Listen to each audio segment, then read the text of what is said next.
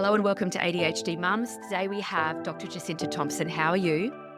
I'm good. Thanks for having me back to discuss part two. Awesome. So if you haven't listened, go back to part one. That is the episode on mum rage, what it is, how it builds.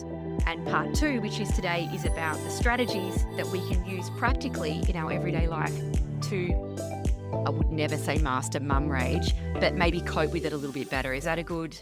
I think that's a good way of looking at it because it's not about getting rid of anger or never feeling rage. As we talked about last episode, they are perfectly natural, normal human experiences. So it's about learning to recognize and accept these feelings and integrate skills and strategies to be able to regulate the intensity of it as they show up. Awesome. Okay, great. Well, we are not going to jump into who Jacinta is because we did that in the first part, and I'm sure that everybody is going to listen to that episode. Let's jump straight into the practical strategies because I am personally really excited to find out. So, Jacinta, when we're looking at strategies and things that we can be doing, what would be some strategies that you think might be helpful here? Obviously, these strategies are going to be different for everyone. And so I'm speaking in generalized terms for what might be helpful here. One of the simplest strategies that I think we almost don't give ourselves permission to do is to put ourselves in timeout. If we're climbing that thermometer, like we talked about last episode, if we're at getting to a 7, an 8, a 9, there's a part of me that knows you're right on the edge of absolutely, losing your mind or blowing your top. Then it's a really healthy thing for everyone if you can just step outside for a few minutes. If you can put your baby in the cot, baby safe, or set your toddler up in front of the TV if that's going to keep them occupied for a few minutes. Go outside, go to a private space if you need to lock yourself in the bathroom. And do the scroll or take some deep breaths or splash some cold water on your face or send a vent to one of your mum friends, whatever you need to do, that's just going to bring you from that 9.9, you're back down to a 9, back down to an 8. Again, it's just doing what you need to do to give yourself some wiggle room to then re-enter that stressful space and put some other strategies in place. We can't really do high order, sort of cognitive type strategies if we're at 100 out of 100 or 10 out of 10 because our thinking brain is not working because we're in fight flight. Do you have any specific strategies that you use in therapy often or that you might think would work for most mums that we could kind of go through? Absolutely. So here's a strategy that comes from dialectical behavior therapy or DBT. It looks at the consequences of getting really stuck or trapped in black and white thinking. You might have heard of that term before. It's when we think in sort of all or nothing terms. Things are either great or they're terrible, it's right or it's wrong, it's good or it's bad. It's when we see it in really dichotomous terms rather than being able to see the grey in situations. And when our emotions get heightened, especially if that's frustration, anger, or rage, we're much more likely to get trapped in seeing things in that all or nothing way. And black and white thinking tends to amplify our anger and also keeps us stuck in those cycles of rage and then shame, like we spoke about last conversation. So dialectical thinking is about learning to hold two seemingly contradictory beliefs or truths at once. That helps us sort of reduce this black and white thinking and also helps dial down the emotional intensity of our reactions to whatever the sort of triggering situation is. So some common types of black and white thoughts that might come up in our everyday lives as ADHD mums. It might be having a thought like, if I don't enjoy every moment of motherhood, then I'm a terrible mum. Or if my child is struggling, it must be my fault as a parent. Or if I go back to work, I'm neglecting my child. If I stay home, I'm wasting my potential. You can hear in those types of thoughts, it's all or nothing rather than being able to capture the nuances or the grey, more realistic thinking that lies in between. So I think maybe we'll do some examples, and a specific strategy I'm going to try and, demonstrate here is catching when we're using our but and trying to flip it to an and. So when we flip it to an and, it helps us pull back or zoom out from that black and white thinking and allow us to see grey, which helps us just generally feel a bit more calmer and regulated in our expectations. My mum, who passed away, was like the most incredible mother, and you would never have known that she didn't enjoy every single moment of every single day. Now, I wish she had have lived long enough for me to be a mother to ask her whether that was really true, because she would say things like, I love school holidays. I love every moment of being with you. Like, I'm telling you, I think she was a robot. But it has really left me with like when I didn't enjoy all the moments, it took me a really long time, well, if ever, to be okay with that. So let me give you some of the beliefs that I have from being raised by what seemed like, as a child, a perfect mother. So one of the examples would be, I want to take time for myself, but then I feel like I'm selfish.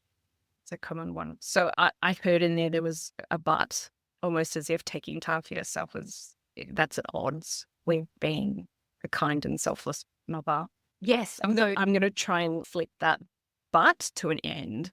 Now, So can I add one thing, Jacinta? I'm so Yeah, sorry. sure. I basically do no self-care. Self-care is my work, right?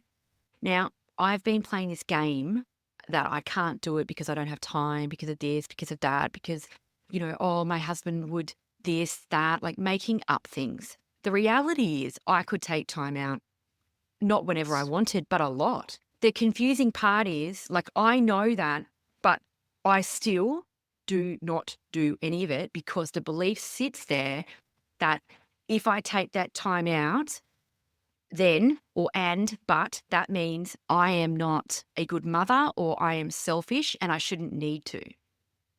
So this process is exactly about examining and evaluating those belief systems and deconstructing them. Where does that sort of black and white thinking originate? And maybe that, again, is the environment that you were brought up in, and that was, an adaptive belief system to adopt as well, to fit in and to perform, as expected. So, I mean, this is what a lot of people go to therapy for, but you can absolutely do this work independently. It's catching these types of thoughts and looking at them from almost an objective sort of perspective. How does this serve me? How helpful is it for me to continue to hold on to this particular belief in this rigid, dichotomous sort of way? Or can I use a strategy such as this, flipping the but for the end, and try to find some more flexibility in the way that I show up in the world and as a mum, more specifically? That makes so much sense. So if I have an opportunity to do something that is for me and I have that belief, what would I then do? So if the belief is something like, I want to take time for myself, but that makes me a selfish mother, Yes, that's it.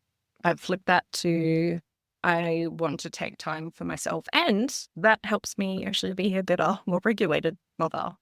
So we're making the sort of truths like coexist. I can still be a good mum, a good enough mum, and prioritize time for myself or self-care. So this sort of restructuring of the belief challenges this societal expectation that mothers must be ultimately self-sacrificing, and instead reminds us that self-care is actually quite critical. So another example that I hear a lot, and I think fits within the rage sort of coping territory, is a belief that might sound like, I'm frustrated and need space, but, a good mother should always be present and patient. Oh, totally. And then how many of us are burnt out by that belief? So Again, many women would have that belief. bullshit. So I'll flip the but there and turn it into an and. I'm frustrated and need space, and I'm still a good enough mother. So doing this dismantles the unrealistic expectation that mothers must be endlessly patient. We know that's just not possible or sustainable. But if we hold on to that in this sort of black and white way, then we're going to keep feeling angry. We're going to keep beating ourselves up every time we feel like we're not coping, or, we yell or we swear or whatever it is that we express our anger through. So if we can be more flexible and realistic, then our emotional reactions are going to be much more tempered. That makes sense. Okay, I'm going to give you one more. For example, I'd love to be able to chill out on the weekend, but there's always stuff to be done. I just can't do it. So there's always stuff to be done. The to-do list is never ending, and I'm going to prioritize some rest.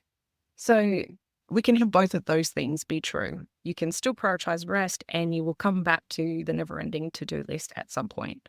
So by framing it like that, the end, you're essentially giving yourself permission to schedule in that time to chill out, which we all need, without the guilt and the self-criticism that's keeping you trapped in this cycle of feeling overwhelmed, raging, and then shaming yourself. So let's say on the weekend coming up, because my hubby would love to have a rest, but I'm like a taskmaster, I think, in terms of what I think we should do. If I was presented with the opportunity to rest or presented with the opportunity to go do something and chill out, but there's all these things that we need to be doing to tick off the list, would I repeat that to myself? Like, how would I get that into my brain? Yeah, so this is all about your self-talk. So it comes back to the first step that always has to be this self-awareness. So if I'm noticing that I'm getting more and more agitated or angry, and I've got this sort of check-in system, oh, okay, yep, I'm at an 8 out of 10 on that thermometer, that is like a cue for me to pause and step back and try to take stock. What are the external triggers or stresses that are making me sort of escalate? But also, like, what are the stories that my head is telling me about this situation? So if I can do that pause and step back and I notice, in the narrative in my head, I'm looping through this sort of black and white story of so many things I need to do, but I really need to rest, but I can't rest because there's so many things I need to get done. And I can then use this cognitive strategy to reevaluate how helpful is that black and white belief system here. Can I give myself permission to say, yeah, I'm stressed and I can schedule some downtime, and then I will get on to the rest of the things on the to-do list.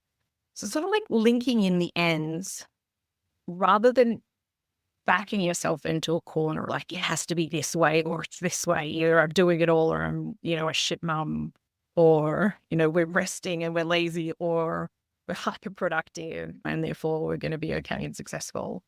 It's just trying to relax some of the rigidity of that black and white thinking. And if we can do that, then we can be much more attuned in the way that we can meet those needs for rest and managing stress and anger and so forth, rather than everything just boiling up to that 10 and then exploding. Oh, that's really interesting. A lot of people talk about journaling, which I don't do, but I think journaling is really incredible and I think it's a great tool. I just don't want to pretend that I do it. I don't. I have a gap. I know it's good, but I haven't, can't, whatever the story is. But I would imagine using a journal for some of those beliefs and reframing them would be really helpful. That would be a good place to do it.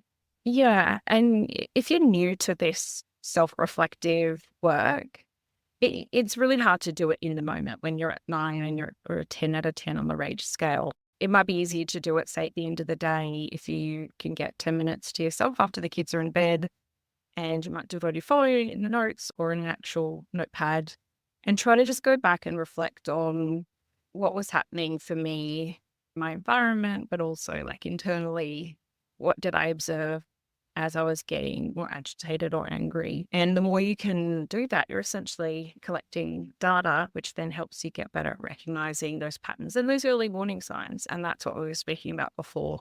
The better we can recognize those earlier in the piece when you're at a 7 or an 8, then you can intervene before you're exploding. So in this context, an intervention is being able to capture, okay, wow, yeah, I was really getting stuck in that sort of black and white thinking. Everything has to get done now or I'm a shit mum. All right, so next time I'm feeling that sense of overwhelm, like there's too much to do, how can I try and flip that from black and white thinking to something that's a bit more gray, which could be an example of there's so much to do and I'm really overwhelmed. And I know that it's just as important for me to prioritize some downtime today. I'm loving that because I think I've got some really I don't want to say fucked up, but I think I've got some slave driver belief systems that I will need to tackle That's a really good description. because that's what I think is driving me is like, I am my own boss, but yet I act like I have Hitler on my ass. Yeah. So being able to pause, and it doesn't need to be writing down in a journal, but just having a quiet moment to reflect on like what's the story my head tells me when I'm in that sort of Hitler mode. And what does that do to my nervous system? Does that smash me from a 7 to an 8 to a 9 and then I'm exploding? And if so, then yeah, do some work around deconstructing some of those belief systems. I mean, it's so important too, not just at an individual level, but it's also helping mothers or broadly break free from these restrictive gendered beliefs and exfoliate ourselves from the guilt and the shame and allow us to be more self-compassionate in our mindset because parenting is very complex and extremely difficult, especially with a neurodivergent brain. So we need to give ourselves grace and flexibility and kindness in our self-talk. Oh, I couldn't agree with you more. So we've talked about a cognitive strategy, the replacing buts or those sort of restrictive black and white beliefs and replacing them with thoughts that are more flexible gray. What else can we do in the moment if we're starting to get 8, 9, 10 absolutely raging? You might find that in a lot of the sort of self-help literature, there tends to be this focus on, do some relaxation techniques or do some breathing exercises or listen to some meditation music. And that's awesome if you can do that in the moment and it does dial down the intensity of that sort of physiological arousal. But for a lot of people, it's hard to just switch from going up to then going down, almost like a light switch, one direction or the other. And I mean, for me personally as well, if I'm getting angry and that rage is seeping through my pores, if I just try to do some affirmations or switch into some calm breathing, in a way, it feels like I'm suppressing the emotion instead of actually like dealing with it. So we know that anger is a natural response. And if we don't release it properly, it can build up as, sort of like churns away in a pressure cooker until we blow our lip later and possibly in a more destructive way. So to really move through anger rather than just suppressing it or silencing it, we need to find our own way of completing the stress cycle. So this means usually finding like a physical release for all the intensity, the energy of anger, and so it doesn't stay trapped in the body. So some strategies that you can do in the moment might be like a high intensity physical activity. So you might be doing 20 like star jumps or burpees if you're that way inclined, squats or squat jumps. It might be like putting on a really high intensity song and dancing, getting your heart rate up. It could be hitting a pillow or like you've mentioned before, it might be just locking yourself in the car in the driveway or the garage for 5 minutes and just screaming it out and gripping the steering wheel, tensing your body, really like releasing that pressure that you can feel building up. So this way, we're allowing our body to actually sort of move through the anger and release it in healthy ways rather than just trying to sort of stuff it down or suppress it or somehow convince ourselves that anger is wrong, we should be feeling this way. We know that that's just not going to help. And I don't know about you, but I'm often find it a lot easier to actually come up with these strategies and make these sort of suggestions in guiding my kids when they're having really rageful moments. But again, there's this limiting belief that I'm an adult, I actually need to swear into my pillow or punch the bed or throw some soft toys around. But like, why not? If we can do that in a safe way and again, acknowledging it out loud, wow, my anger feels really, really intense right now. I'm going to go and take it out of my bed. We're actually role modeling that the feelings are natural, they're okay. And, there's a repertoire of behavioral strategies we can access to move through the anger rather than silencing or suppressing. And that's really healthy for kids to learn and observe as well. Oh, I love that. I was actually just wondering, there's quite a few ADHDs that, they get pretty hooked onto their exercise, like running or gym or weights. And when you're talking about moving your body and actually getting it out, I know quite a few mums who are like, if they don't get to do their 5 o'clock class in the afternoon, they just like lose their shit in the evening. And I just thought it was really interesting that they might be releasing a lot of that pent up rage or anger. Yeah, so if you think about that scale from like 0 to 10, if you go about your normal day and there's a lot of demands or pressures and stresses on you, and you might walk in the door in the afternoon already at an 8, there's not a lot of wiggle room then to step into witching hour and kids screaming, the sensory sensitivities and the executive demands of the home environment. But if you've gone to the gym on the way home from work, or if you've listened to some angry songs in the car and you've sung at the top of your lungs, and you might be walking in the door there at a 6 rather than an 8, because you've already engaged in some of those releasing strategies to help yourself down regulate, walking in the door then with more wiggle room to handle what's coming at you. So I think that's a really nice proactive approach if you've got regular exercise routines, or maybe you call a friend routinely on your way home from work and that's your sort of vent session. And you could talk about, like, normalize all the things that have pissed you off that day.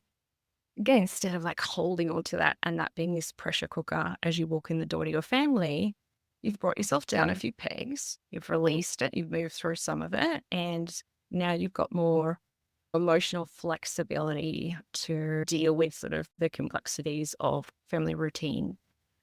Oh, I love that. I have a good friend and I'll text her every now and again and I'll say, "Do you have 10 minutes to listen to my first world problems?" And she will write back and put, "Yes, but do you have 10 minutes to listen to my first world problems?" Like, we acknowledge that they're first world problems, but then we're like, just let me talk about them like they're really, really, really important though. And it's just a stress relief. It's a great point that you've made. It's just like taking the lid off a kettle kind of, and then, you feel better, but there's no real change that you've made. Yeah, but there is change that you've made because you've actually performed a response in your brain. That is, when I feel stressed or overwhelmed or angry, I can release some of the intensity of that in this way. And the more we can do that, we're strengthening those self-regulation pathways that maybe previously we might not have had and would come out as rage once we walk in the door. Oh, it's a great point. Thank you so much for your time, Jacinta. This has just been the most interesting episode. I'm really excited actually to think about some of those beliefs and switching them, because it's such a simple but powerful strategy if we could actually isolate what they are. It's a great point. I'm really looking forward to that. Did you have anything to add before we finish up?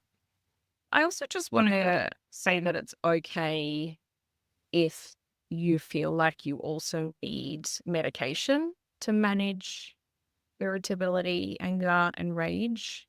Coming back to the point that there is nothing wrong with these feelings, but if you are really locked in cycles of sort of dysregulation and that secondary shame, and you feel like there's no sort of cognitive behavioral social strategies that are helping you regulate that better, then yeah, there's nothing wrong. Have a chat to your GP. I've certainly been there and it's been helpful for me at certain times in my parenting journey.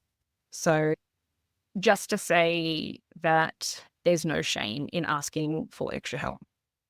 Oh, absolutely. I had a massive belief for a really long time. I took antidepressants as a teenager, and then I didn't have a very good experience, probably not the right one, too much. There was probably an issue there with the way that was done a long time ago. Held on to that until like end of last year. So held on to that for, I don't know, I'm awful at maths, like at least 20 years. And then got so desperate, I tried a antidepressant, which is agomelatine. People always ask what it is. That's what it is. And I couldn't believe, I was like, what the fuck was I doing for the last 10 years? Why did I hold on to that? That was failure. I just couldn't believe it. So absolutely want to back you on the medication there. Like, if anyone out there has the belief that if you need medication as a mother, you have somehow failed, I really wish I had have done that earlier. So I think it's great that you've mentioned that. So on that, but to end, it's like I try to be a good mum, but I need medication to manage my emotions. It's like I take medication to help me regulate, which makes me a healthier mum. And what's wrong with that? Oh, it's a great point, because if a friend said to me, I'm feeling this way, but I don't want to take antidepressants, I would be like, what are you talking about? Of course you should take that. But for myself, I was like, oh no, I will never admit failure. I will continue to soldier on regardless of how I feel. Anyway, that is a great note to end on. Thank you so much for your time, Jacinta. This has been such a great episode. I really appreciate it. If anyone would like to check out Dr. Jacinta Thompson, which I know they would want to, I'm going to leave all of your website, all of your information into the show notes.